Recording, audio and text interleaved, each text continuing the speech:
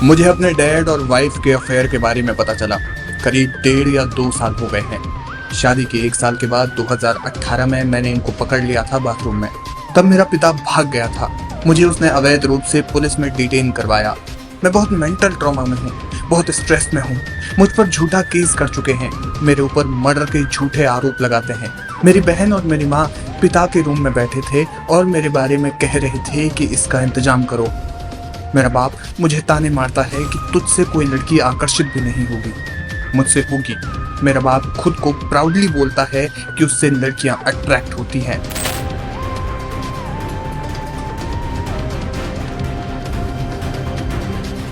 पंजाब के पंचकुला में एक परिवार और राजनीतिक प्रतिष्ठा के बीच रिश्तों की खौफनाक दास्तान सामने आई है।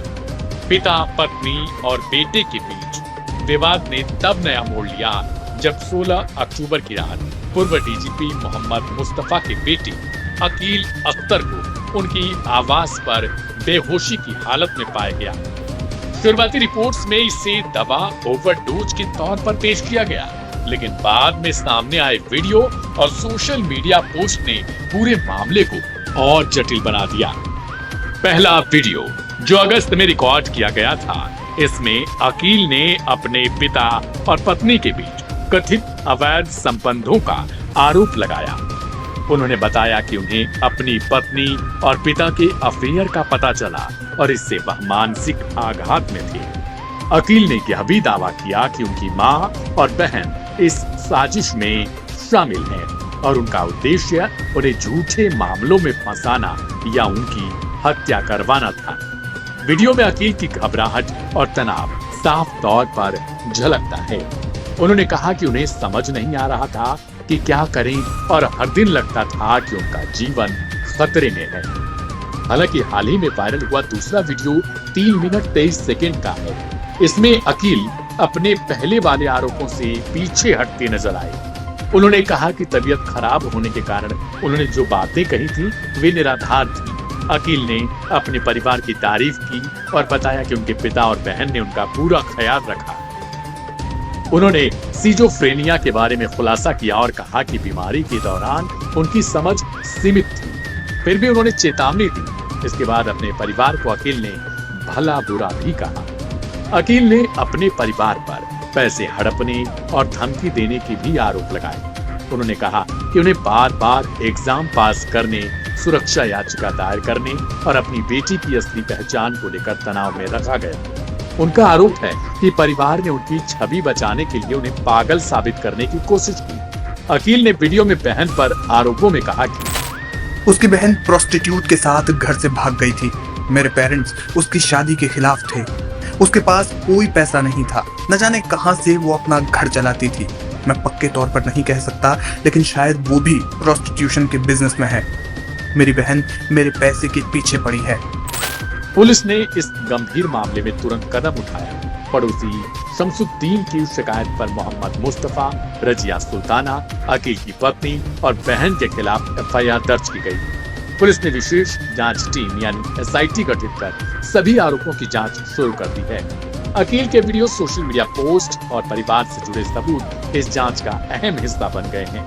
बहरहाल मामले में आगे जो भी हो, लेकिन एक पिता पर लगे आरोप बेहद संगीन और हैरान करने वाले हैं।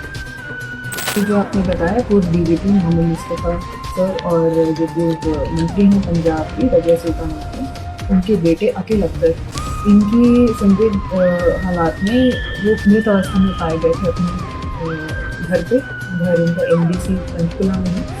तो उसी के आधार पर एक कंप्लेंट हमें रिसीव हुई थी और बेसिस दैट कंप्लेंट हमने अब FIR दर्ज की है और वो सेक्शन है मर्डर के और कॉन्स्पिरेसी के, और ये दर्ज की गई है फैमिली मेम्बर्स अगेंस्ट, जिसमें उनके पिता श्री मोहम्मद मुस्तफ़ा, उनकी माता जी रज़िया सुल्ताना और मृतक की बहन और मृतक की पत्नी उनके अगेंस्ट।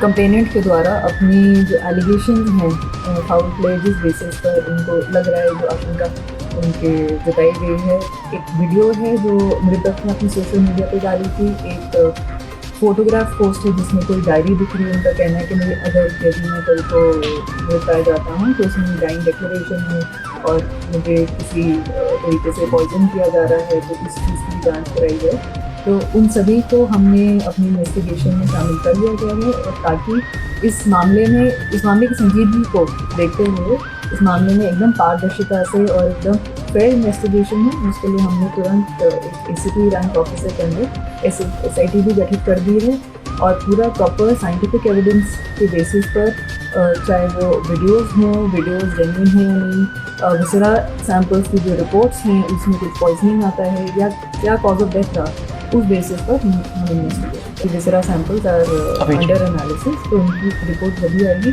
तो कॉज ऑफ डेथ उसे सर्टिफाई किया जाएगा। यह मामला न केवल एक परिवार के अंदर हुए रिश्तों के खून को उजागर करता है, बल्कि पंजाब के राजनीतिक गलियारों में भी हलचल मचा रखा है। मोहम्मद मुस्तफा पूर्व DGP रहे हैं, जबकि रजिया सुल्ताना कांग्रेस नेता और पूर्व मंत्री भी रह चुकी हैं। इस घटना ने प्रदेश की राजनीति में बड़ा उलटफेर किया है। सवाल यह है, क्या अकील अख्तर को न्याय मिलेगा, और क्या अकील अख्तर की मौत की गुत्थी कभी सुलझ पाएगी, या फिर इन तमाम सवालों के बीच वो भी सिर्फ तैरती रह जाएगी। अकील के वीडियो ने साफ तौर पर इस बात की गवाही दी। हालांकि जब उनका दूसरा वीडियो भी आया तब ये सवाल खड़ा होने लगा कि आखिर अकील की बातों में कितना दम है। कुछ लोगों का कहना है कि अकील को बाद में दबाव में लिया गया होगा, जिसके कारण अकील ने महज 3 मिनट 23 सेकंड का दूसरा वीडियो बनाया होगा। लेकिन जब पहले वीडियो में विस्तार से बात कर रहे हैं, उसमें वो किसी बीमार की तरह तो नहीं दिखते। सवाल ये भी खड़ा होता है, क्या पंजाब पुलिस इस मामले में जांच उस गहराई से कर पाएगी जिस हिसाब से अकील ने आरोप लगाए, या फिर अकील अख्तर को भी गुनाहगार साबित करके इस फाइल को बंद कर दिया जाएगा। क्राइम कथा के आज के इस एपिसोड को लेकर आप क्या सोचते हैं, कमेंट बॉक्स में हमें जरूर लिखिए। ढेर सारी खबरों को देखने के लिए अभी सब्सक्राइब करें लाइव हिंदुस्तान।